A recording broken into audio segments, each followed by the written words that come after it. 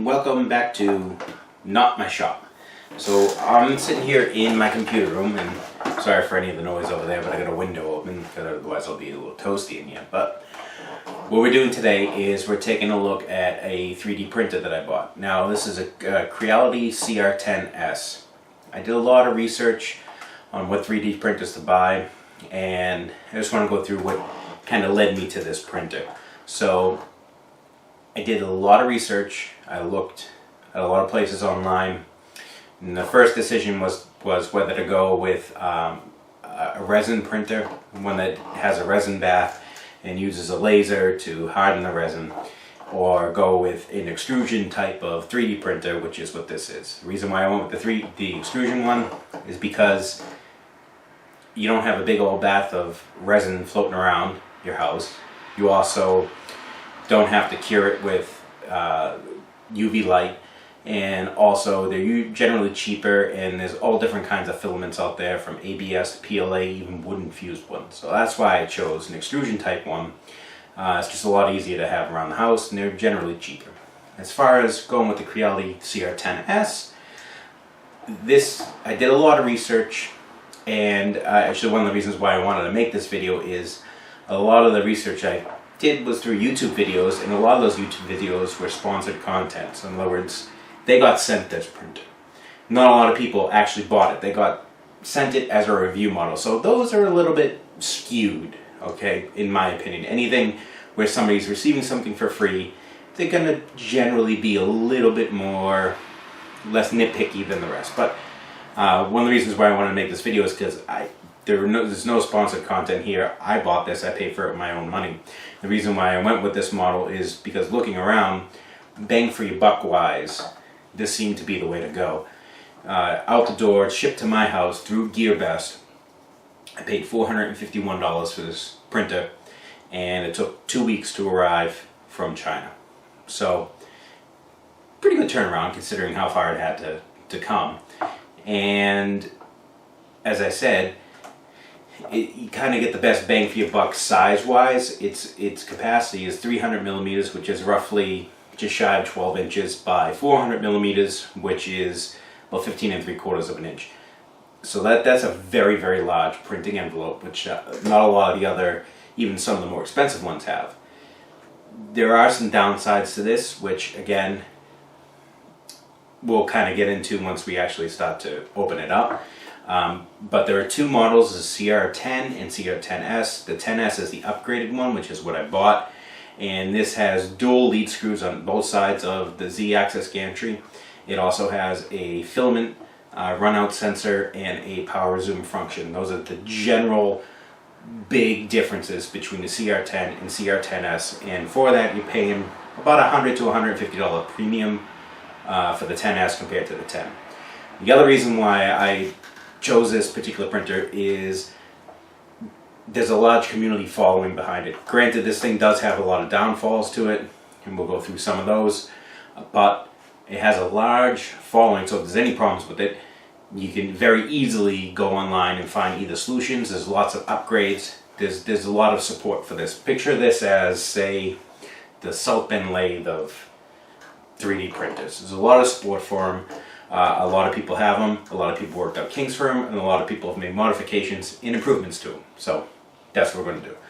I have not touched this at all yet. The only thing I have done is, let me reach across you guys here, is open the box to take out the instruction booklet here. And as you can see, this is the guidebook to make top quality 3D printer to be the chief evangelist. So always need one of these.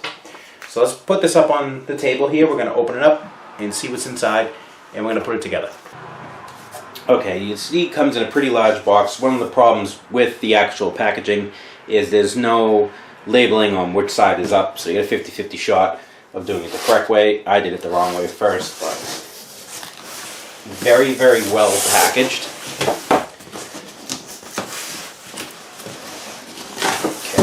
Extremely well packaged. This is just a supplemental for the guidebook, and You can see very heavy duty foam and nothing moves. So what we have here is the actual print bed itself with the actual heated bed here, all nicely packaged in foam.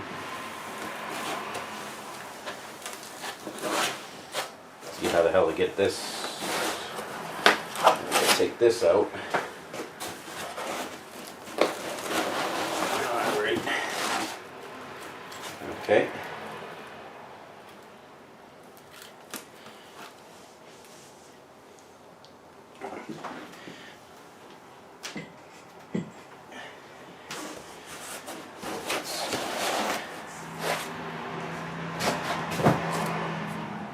Alright. This is where the instruction booklets were, and this is all the other pieces here. Looks like some sort of warranty card. These are the Go Faster stripes.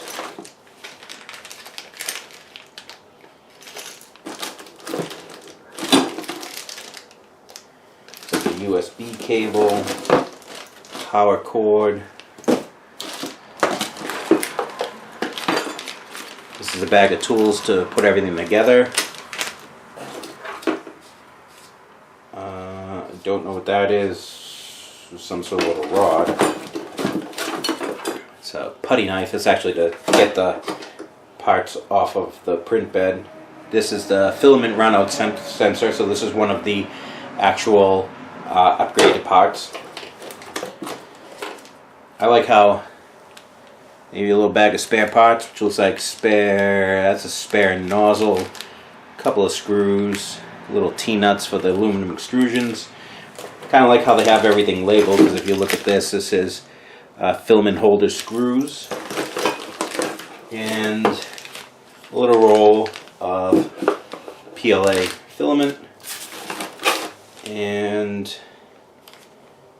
this is the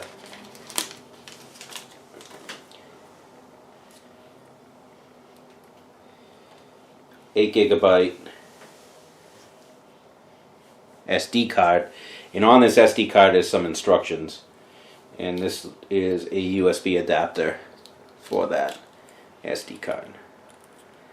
So, oops, and this takes standard one of those mini SD cards. Put all this stuff back. And right here, got some of this foam.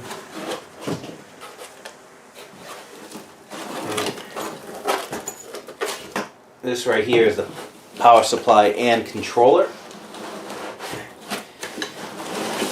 Let's go. It's not too heavy, but you can see all the wires for all of the stepper motors. Everything is all nice and some wire loom. It's actually very nicely done, surprisingly. It's not,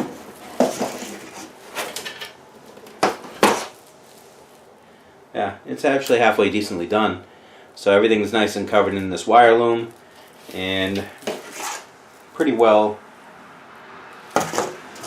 laid out. We'll see how that fits into everything and where these actually route. This actually mine right now, I don't know if you can see this side, is set to 230 volt, but it came with the, I hope it came with the 115 volt cord. I'm almost positive it did. Yeah, set for 230 volt, but it came with the standard 120 volt cord, so you just got to be aware of that. And this here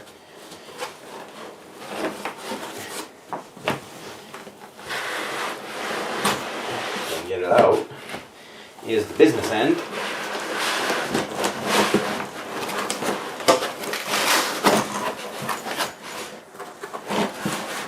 Sorry for the close angle on this, but it's all the only place I can get the camera in this room. Get this out of the way. So this is pretty much the business end. So this is the Z-axis gantry, and you can see this has the dual stepper motors and lead screws. Unlike the Cr-10, They're nicely packaged. There's foam in behind here with zip ties to keep these from bowing. And alright, so basically all we got to do is attach this to the base and then attach the power supply to this. So let me get you a better angle and we'll get everything on this desk and kind of put it together. Okay, so here is the printer bed. Obviously this moves back and forth. And then your Z-axis up and down would be the gantry, and then the head would be wide. Now, this is a glass plate, and see, this is the actual way that they attach these, is with these binder clips. It's kind of chintzy, but you know, it does work. There are modifications to make 3D printed clips for it to keep these little guys out of the way. Also, I believe, as far as I know, with some of the problems that people have with the original Cr-10, was this glass plate, this building surface, actually wasn't completely flat. It had a dip either in the middle or the edges, and they were having a hard time keeping things level. As far as I know, it's been kind of fixed on the Cr-10S.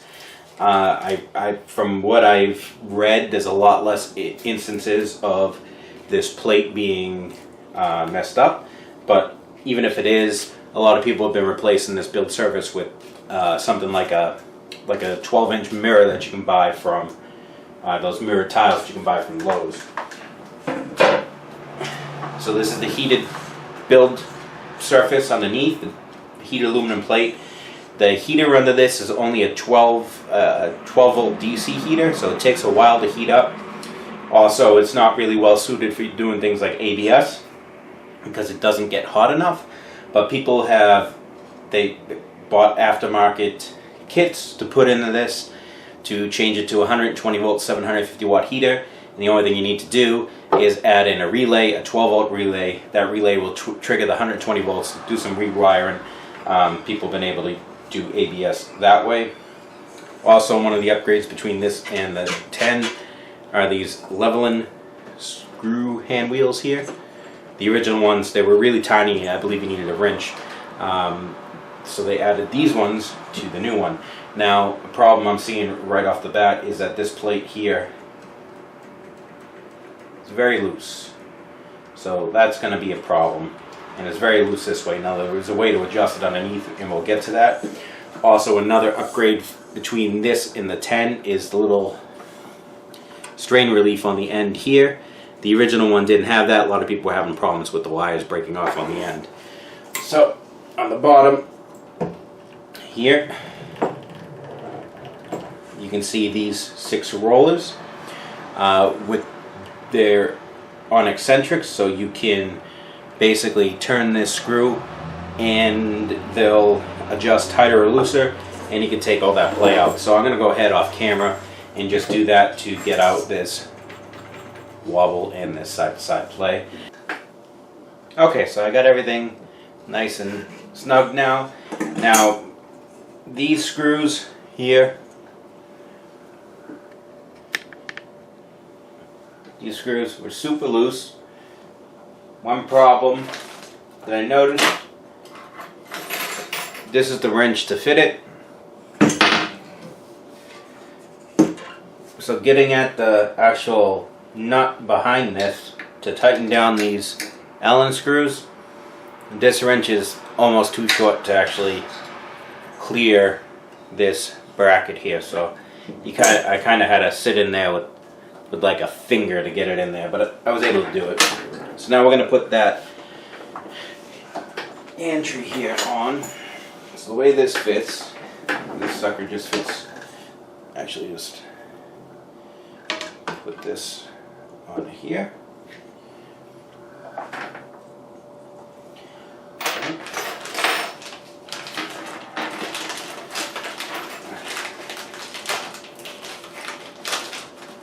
There's a couple of zip ties here we're going to cut. Same on the other side.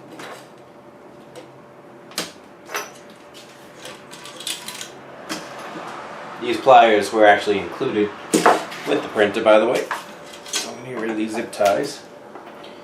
And there's just socket head cap screws that go right into that extrusion there. What do they grab onto? They gotta grab onto something. What does it grab onto?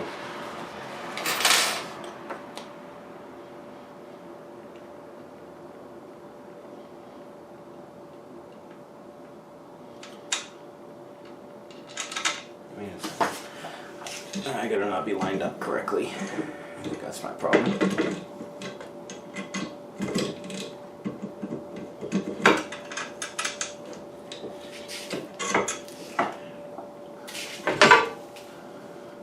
Yeah. It's not lined up exactly with that hole. It's gotta go right in the middle.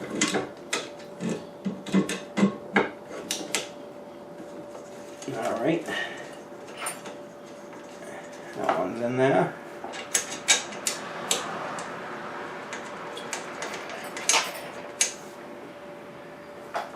And that one's in there. Let me tilt it down. It just had to go straight through this extrusion correctly. Okay, so this little micro switch is the Z-axis stop. It goes on the left side.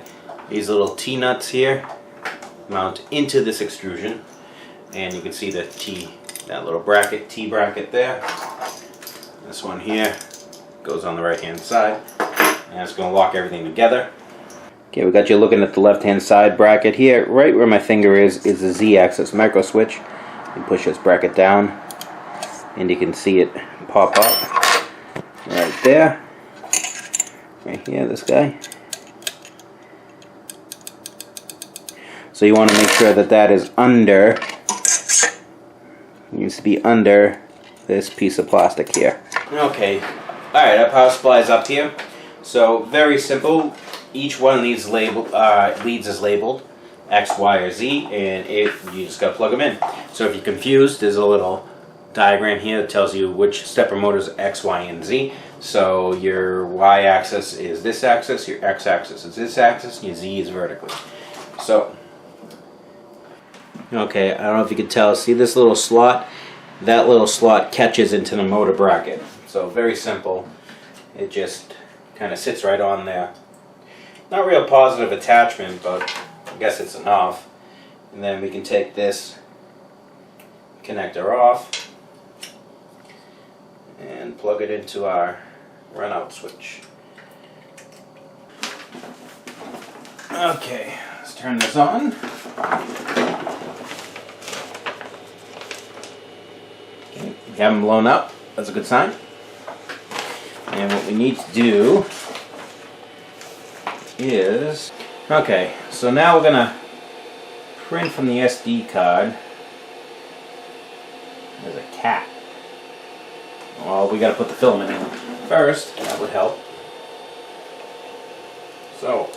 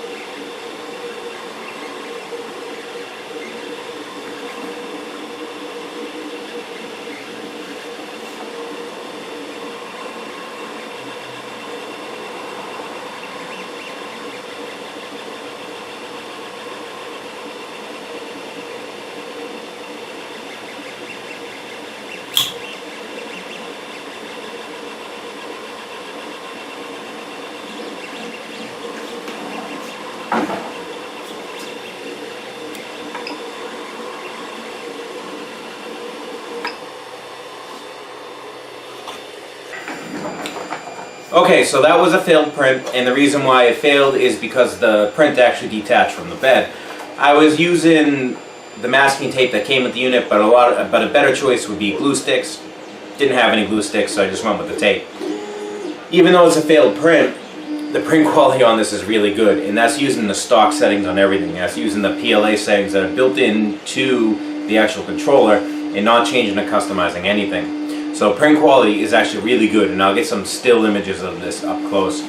So now in the meantime, what we're doing, which you hear it printing in the background there, is I'm actually printing a cover and housing for Raspberry Pi. This will allow me to hook into the printer remotely, control it, and also add a webcam so I can monitor it. So that's the plan, is we're going to be making a bunch of modifications to this. So we are going to be, like I said, adding this, adding a webcam, making a couple of mounts. We're also going to change some, or fix some physical mechanical problems with this unit, and add some other stuff, and then we'll be able to basically make whatever the hell I want and fold it into the regular machine videos. So I hope you guys enjoyed this video. I apologize again for the lighting in here. It's not that great. This isn't going to live in the computer room. It's going to go down into the shop. I just got to get a nice base for it, and I wanted to be near my computer to be able to install all these things. So stay tuned for other videos. Hope you guys enjoyed this one, and we'll see you on the next one.